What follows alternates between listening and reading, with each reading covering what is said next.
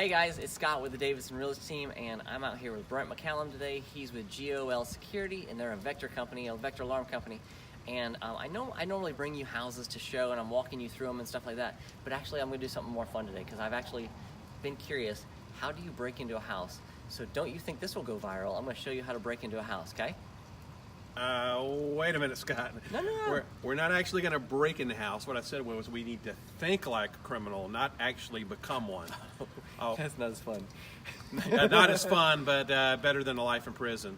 I often tell my clients, in order to protect your home, you have to kind of think like a criminal. And so why we're out here, the reason we're out here in the rain this morning is we want to look at the house just like a criminal looks at it from the front to get an idea of how we might break into it.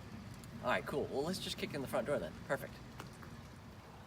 So, I mean, most people obviously break through the windows and stuff like that, right, Brent?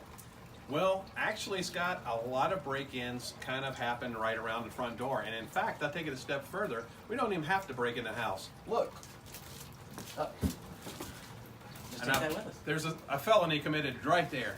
With the popularity of online shopping these days, it has really become imperative that homeowners do things to protect themselves from theft on the front porch, because there's just a lot of merchandise that's left out there every day.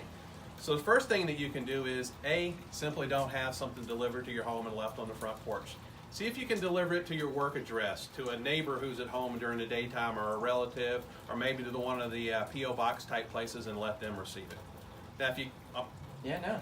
I mean, that makes a whole lot of sense to me. I thought I was going to have to bring my black mask and all that fun stuff for, breaking in the house, but this is just totally different.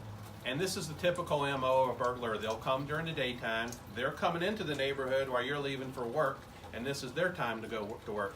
So they're going to come up to the front porch, and if there's not a package like this, which is easy, low-hanging fruit for them, they're going to kind of look around and see what they can do here.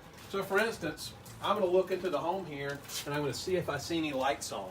I'm going to see if I see a TV on, or if I hear a radio or something like that. If I see a car parked in the driveway. All those are clues that the homeowner's at home, and that's the last thing I want to do as a criminal, is go in there and have a confrontation with the homeowner. I want to find a homeowner that's not at home, and I want to get in there, get their stuff, and get out as quickly as I possibly can. Sure, so what will we do to protect the front door then? Well, one of the hottest items right now are doorbell cameras. You can see the person, talk to them, as well as listen in. You can also record a video clip from that point. But the best part of all is when the bad guy sees the video doorbell camera, they may simply never come up to the door at all. They may just go on down the road to an easier target. The other great thing about a doorbell camera is it allows you to answer the door and see who's there before you ever open up the door. That increases the safety, and particularly this time of year, Scott, where we have kids that are at home on the Christmas breaks and whatnot, they are more safe at home. So Scott, that's why it's important to have a security system, and the basic starting point of any security system is having sensors on each of the exterior doors. So what's going to happen in that scenario is when I kick that door open, the alarm is going to trigger. It's going to make a loud noise here at the house. It's going to send a signal into the Vector Monitoring Center, and we're going to alert the homeowner as well as local law enforcement that something's going on here. Sure. All right, so obviously we've talked about doorbell, we've talked about the lock system. What if, you hit the doorbell, nobody talks back to you like you do, and then all of a sudden the burglar still thinks somebody's home? Yeah, so if that's the guy thinks the coast is clear, a lot of the times they'll come up here and they simply kick the door in or pry the door open. Now at that point, that's where traditional alarm system technology comes in. And that's why it's imperative to have a sensor on each of your exterior doors. 90% of all break-ins will happen through a door, and that covers us for most cases. So you think I should try it? Let's try it. So we're inside now, and aren't windows going to be an opportunity as well? If somebody's at the front driving down the street, they're not going to kick in the front door, but they might come around back and hit a window, right? Yeah, so 90% of break-ins will happen through the doors, but for that 10% that happen through the windows, there's a couple of three things that we can do. A, we can put a sensor on the window that's essentially the same device that's put on the door, and it'll let us know when the window is being raised. There's also glass break detectors, and there's motion detectors. Now, which one is right for you is kind of a decision based on your lifestyle and your family, and that's where we come in to customize a system that's designed around you. Sure. Okay, so I know with my system, we've got the doors, we've got the glass break. I don't think we actually have window sensors on my house, believe it or not, but we do have the glass break strategically. We have motion detectors. Is there anything else that you would think is a really big security thing that a house needs to have? Absolutely, especially this time of year with the holidays, because think about we're cranking up fireplaces, candles, we're loading up electrical circuits with lights and things like that. And so it's really important, not only during the holidays, but any time of the year, to have smoke detectors that actually work. Now there's local smoke detectors that are installed in almost every home these days.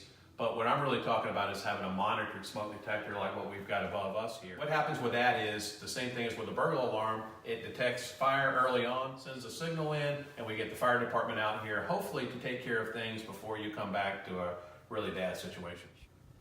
So Brent, look, we've covered doors, windows, we've covered the smoke alarms.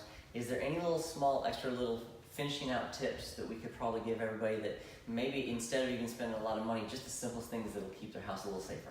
Absolutely, Scott. So a couple of things that you can do during the holiday season, like for instance, if you're going to be away from any period of time, get your paper delivery and your mail delivery stopped. Mail stacking up in the mailbox is a big clue that you're not home. Good lighting, landscape lighting, the motion detection, floodlights, all those things. Let's make the home well lit at all times of the night. And the last thing that you can do is really a simple thing. It not only makes your home safer, but it increases the value of being in your neighborhood. Just get to know your neighbors. Look out for one another. Let them know when you're going to be out of town or what your hours are. So if they see anything that's out of the ordinary, it kind of registers and they'll actually say something. Get that little lady across the street looking through her blinds every time somebody drives by. Like, I see you. So that'd be a good one, right? So that's always a good one. So listen, on behalf of the Davidson Realty team and Vector Security, I appreciate you taking the time, Brent.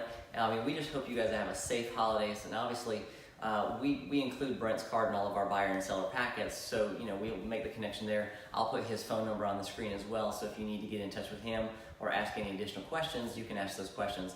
We're obviously always here to help you guys, and we hope you have a happy holiday season.